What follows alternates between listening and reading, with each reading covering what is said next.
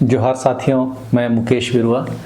भारत के आदिवासी समुदाय जैसे स्ट्रेटिक भाषा बोलने वाले समूह संथाल, हो, मुंडा और द्रविड़ भाषा बोलने वाले समूह जैसे उरांव, ये सभी आनुवंशिक रूप से भारत की सबसे प्राचीन और विविध आबादियों में से हैं। शोधों से पता चला है कि भारत के अधिकांश आदिवासी समूह आनुवंशिक रूप से प्राचीन दक्षिण भारतीय यानी कि एंसेस्ट्रल साउथ इंडियन नामक एक प्रमुख प्राचीन घटक की मात्रा इन लोगों में उच्च है, यानी उनकी आनुवंशिकी ज़्यादा है। यह घटक लगभग 65-70 हज़ार वर्ष पहले अफ्रीका से बाहर आए प्रवासियों का प्रत्यक्ष माना जाता है। कई आदिवासी समूह, विशेष रूप से अंडमान निकोबार द्वीप समूह की जनजातियां जैसे जरवा और ओंगे आदि, आनुवंशिक रूप से बहुत अलग थलग रहे हैं और हजारों वर्षों तक बाहरी दुनिया के साथ बहुत कम मिश्रित हुए, यानी इनका मिश्रण बहुत कम हुआ। मुख्य धारा की भारतीय आबादी जैसे इंडो आर्यन और द्रविड़ियन भाषा की तुलना में अधिकांश आदिवासी समूहों में आनुवंशिक रूप से प्राचीन उत्तर भारतीय यानी कि नॉर्थ इंडियन घटक की मात्रा थोड़ी कम है। नॉर्थ इंडियन घटक मध्य एशिया, ईरानी किसान और यूरोप की प्राचीन आबादियों से संबंधित है। इससे पता चलता है कि उनका मिश्रण मुख्य रूप से दक्षिण एशिया के भीतर हुआ मूलतः प्राचीन घटनाओं का परिणाम है। आज मैं आपको दक्षिण भारत से आए सिंहली लोगों के प्रवास के बाद आदिवासियों के साथ किस तरह मिले, उनका जीनोम अध्ययन में क्या पाया गया, उसका हम विश्लेषण कर रहे हैं। यह शोध करंट बायोलॉजी पत्रिका में छपा है, उसी का मैं विश्लेषण दे रहा हूँ। उस अध्ययन में मिला कि आदिवासी जो भारत के हैं और सिंहलियों की आनुवंशिक वंशावली और उनका अनुपात दक्षिण भारत में रहने वाली द्रविड़ भाषी आबादी के सबसे नज़दीक है। मतलब आदिवासी जीन से नज़दीकी संबंध दिखा रहा है, जिस कारण से श्रीलंका की सिंहली लोगों का प्रवास को भारत भूमि से बताया जा रहा है। श्रीलंका के बहुसंख्यक आबादी सिंहली है, जिनकी भाषा इंडो आर्यन परिवार से संबंधित है। उनके उत्पत्ति का पारंपरिक सिद्धांत उत्तर भारत से प्रवास का है। आनुवंशिक शोध से इस पारंपरिक मत की पुष्टि हुई है। अध्ययन से पता चलता है कि सिंहली लोगों का अधिकांश आनुवंशिक घटक लगभग 70% या उससे अधिक भारतीय मूल का है, मतलब वही ASI, और यह विशेष रूप से उत्तरी और पूर्वी भारत की आबादी के निकट मानी गई है। इस वीडियो में मैंने साबित किया था, आप देखेंगे कि स्ट्रेटिक भाषा समूह में भी आदिवासी जीन सीक्वेंसिंग 80% तक मिलती है। दिलचस्प बात यह भी है कि सिंहली लोग आनुवंशिक रूप से श्रीलंका के तमिलों और भारत के दक्षिण राज्यों में विशेषकर तमिलनाडु के लोगों के भी निकट हैं। यह इस तथ्य को दर्शाता है कि दोनों समुदायों ने सदियों से एक ही द्वीप साझा किया और उनके बीच महत्वपूर्ण आनुवंशिक मिश्रण हुआ है। शोधों से यह भी पता चला कि सिंहली आबादी में एक छोटा लेकिन महत्वपूर्ण आनुवंशिक घटक मौजूद है, जो भारतीय मुख्य भूमि की आबादी से अलग है। यह श्रीलंका की प्राचीन आदिवासी आबादी जैसे बेद्दा भी बोलता है लोगों के साथ मिश्रण का संकेत देता है।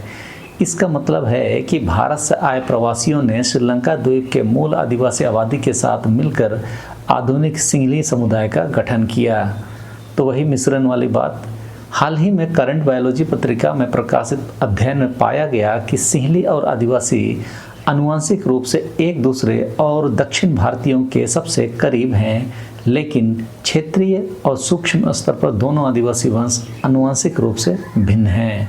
अध्ययन के लिए 35 शहरी सिंहली व्यक्तियों का चयन हुआ, तो उसी तरह दो समूहों में 19 जो ऐसे सिंहली समुदाय जो आंतरिक रूप से बहुत बीहड़ जंगलों में रहते हैं और कुछ तटीय क्षेत्रों में रहते हैं। तो तटीय क्षेत्रों के 14 लोगों का और अंदर के भाग से 5 लोगों का जीनोम सीक्वेंसिंग किया गया। सैंपलिंग और डेटा जनरेशन कोलंबो यूनिवर्सिटी के रुवांडी राणा सिंघे के प्रयासों से संभव हुआ। इसके अलावा ब्रिटेन में लिए गए 35 श्रीलंकाई तमिलों के संपूर्ण जीनोम डेटा, जिनका 1000 जीनोम प्रोजेक्ट के तहत पहले ही सीक्वेंसिंग किया जा चुका था, को भी विश्लेषण में शामिल किया गया। सिंहलियों का अभी तक का इतिहास और पिछले आनुवंशिक अध्ययनों ने यह प्रस्तावित किया कि सिंहली लोग लगभग 500 ईसा पूर्व उत्तर या उत्तर पश्चिम भारत से आए थे। हालांकि उनकी सटीक उत्पत्ति और माइग्रेशन के इतिहास पर अभी भी बहस चल रही है। सिंहली लोग एक इंडो यूरोपियन भाषा सिंहल बोलते हैं, जिनका वर्तमान डिस्ट्रीब्यूशन मुख्यतः उत्तरी भारत में है।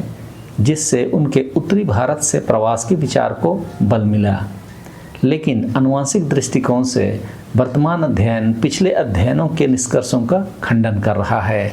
Birbal Sahni Institute of Palaeosciences Lucknow के नीरज रॉय, जो इस शोध पत्र के संवाददाता लेखकों में से एक हैं, ने बताया कि आदिवासी और सिंहली लोगों की जेनेटिक एंसेस्ट्री एंड प्रोपोर्शन, यानी हिंदी में इसे आप कह सकते हैं अनुवांशिक वंशावली और उनका अनुपात, द्रविड़ भाषी आबादी से सबसे अधिक मिलता जुलता है जो आज दक्षिण भारत में रहती है।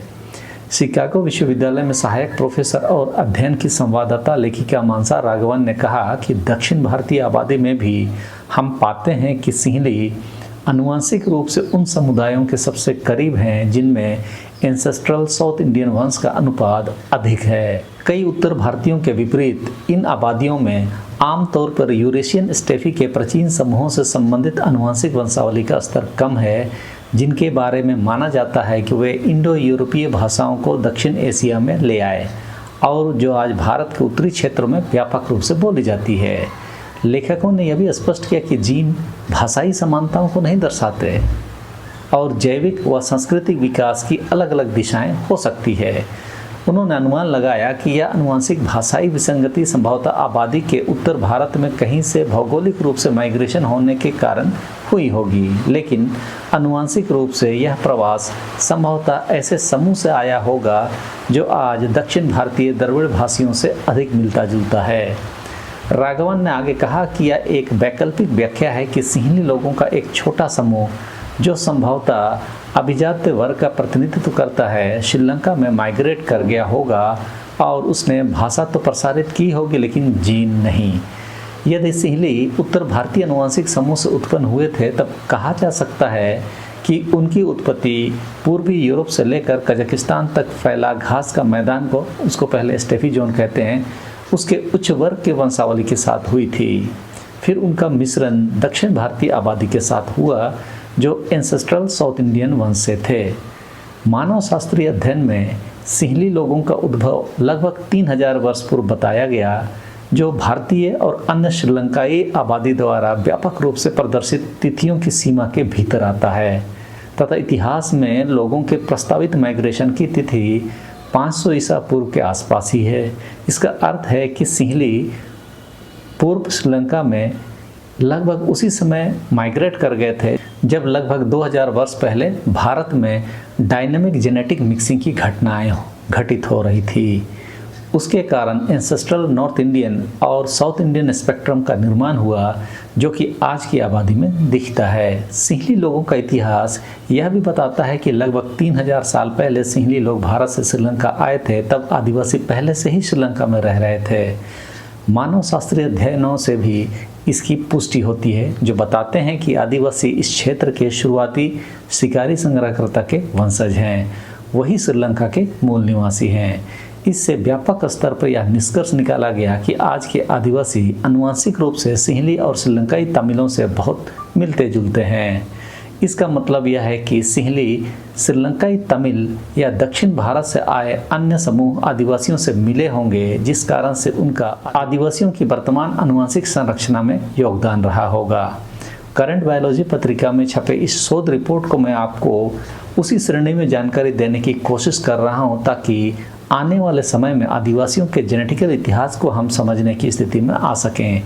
एंसेस्ट्रल साउथ इंडियन जो आनुवंशिक स्रोत है वह मूल आनुवंशिक स्रोत है और बाकी प्रवासी हैं। उसी के आधार पर ही मैंने इस वीडियो में यह बताने की कोशिश की कि झारखंड के आदिवासियों की जीन संरचना मूल आदिवासियों की है और बाकियों की प्रवासियों की। आगे भी मैं आदिवासियों के जीनोम अध्ययनों से संबंधित जानकारी जब भी मिलेगी जरूर साझा करूंगा ताकि अपने इतिहास की तह को समझने में हमें सहूलियत हो। यह जानकारी आपको कैसे लगी जरूर कमेंट बॉक्स में बताएं। हालांकि ये सीधे तौर पर हमसे संबंधित तो नहीं है, लेकिन यह हमारी जड़ों को प्रभावित करती है और प्राचीन आनुवंशिक जड़ों की जो परतें हैं वहाँ भी मौजूद है, इसीलिए मैंने ये जानकारी इसमें आपको दी। तो इस वीडियो में इस समय के लिए इतना ही। सबों को धन्यवाद। जोहार।